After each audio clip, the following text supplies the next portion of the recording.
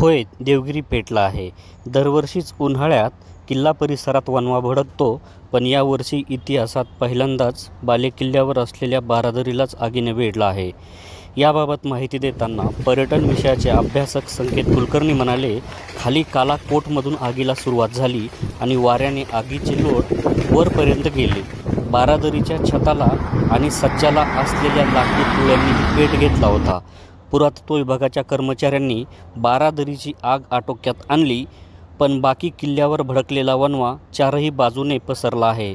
अग्निशमन दलाचे 3 बंब सकाळपासून किल्ल्याबाहेर उभे आहेत, पण कुठूनच आत जाता येत नसल्यामुळे त्यांना आगीवर नियंत्रण मिळवण्यासाठी काहीही करता आलं नाही. पुरातत्व विभागाकडेही स्वतःची काही अंतर्गत फायर सेफ्टी सिस्टीम नसल्यामुळे सकाळी 9:30 वाजता पेटलेला वणवा 5 तासानंतरही काबूत येऊ शकलेला नाही.